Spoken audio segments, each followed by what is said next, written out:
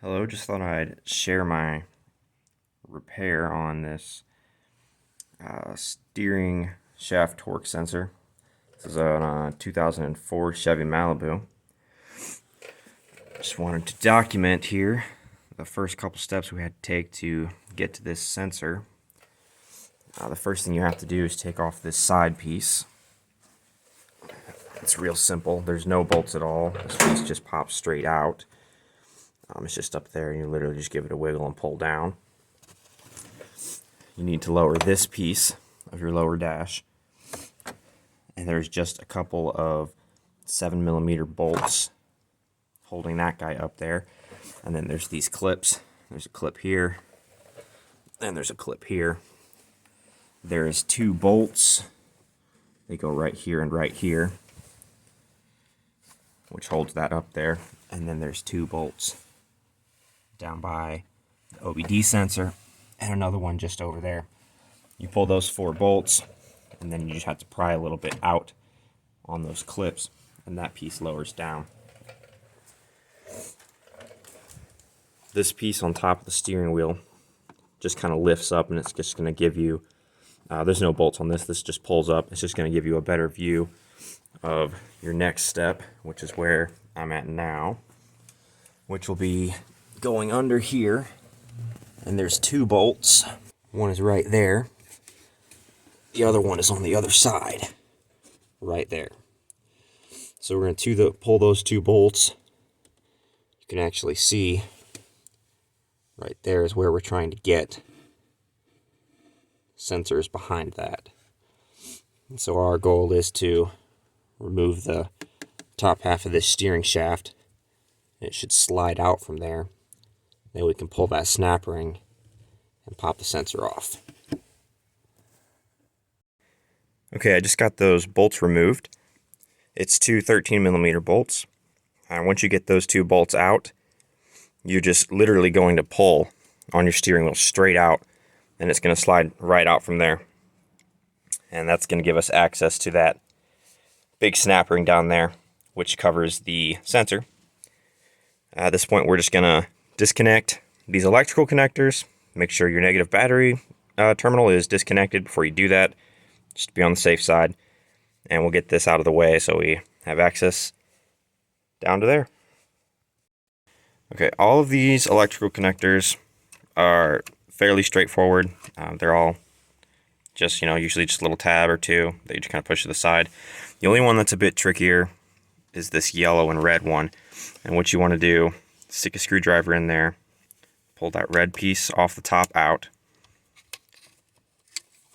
and then take your screwdriver. That makes a little bit of a gap right there. Pry down like that, and then it will pull out. It's a bit tricky to do with one hand, but it's got 2 little fins right here and right here. Now, I'll note, there it goes. I'm not 100% sure that that's how it's supposed to be done, but it worked very well. And I was having quite an ordeal trying to figure out how to do that, so I figured I'd share that part. Okay, so at the point where you have to take the snap ring off, and this is as good a time as any to point out, you are going to need a big snap ring plier tool for this, because this is a hefty snap ring, and I'm really not sure how else you can get it off other than having one of those. So you can either pick them up wherever you can, or in my case, I was able to borrow one. So that snap ring just comes right off of there. Then we'll pull this piece off, and our sensor will be right behind there. Okay, so I've got the old sensor out. This is the new sensor. When you're pulling this guy out, there's this little ring. Just has a little split in it. You should be able just to pry that off with a little flathead screwdriver, and then use that same screwdriver just to kind of pry and wiggle this off.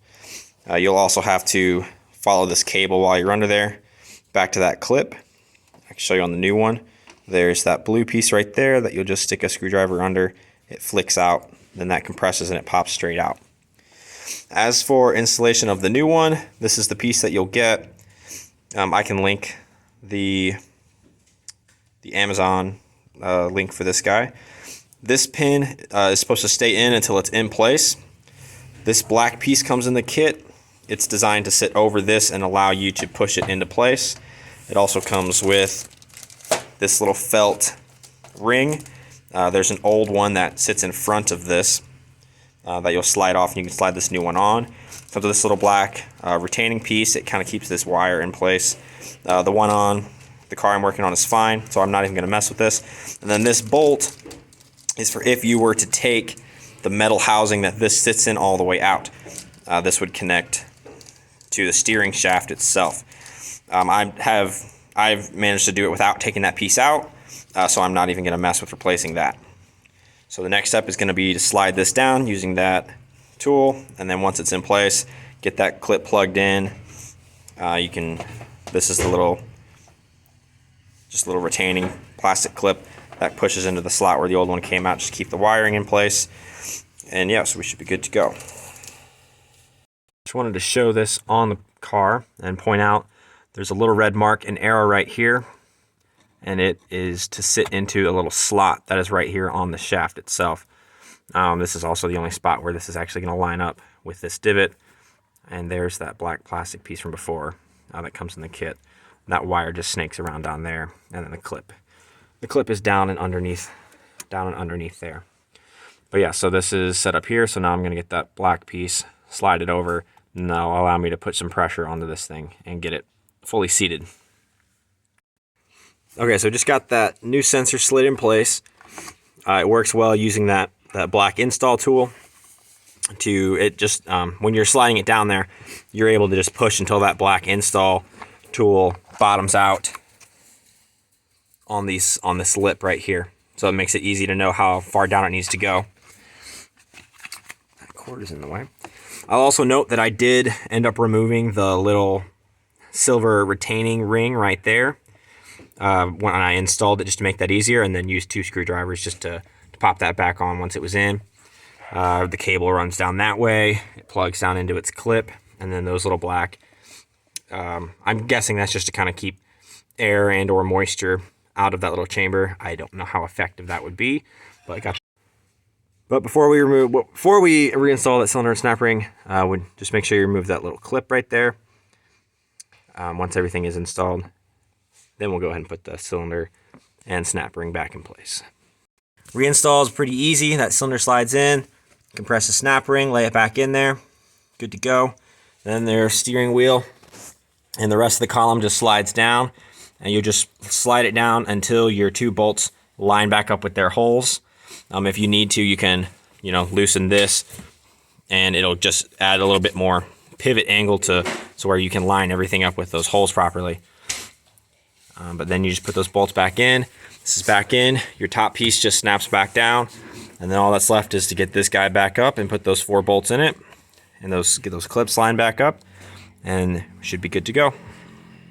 Just finished up the sensor repair on this and got everything put back together. I started it up. Power steering is working, but this is as good a time as any to talk about the fact that you, after doing this repair, have to have the steering recalibrated, which means you will need a fairly sophisticated scan tool to hook up and do the calibration on this. So if you don't have that, you're going to need to do that, because right now when you turn the car on, the steering wheel just wants to turn all the way to the right. So you'll need to recalibrate it, and you'll likely need one to diagnose your sensor issue in the first place.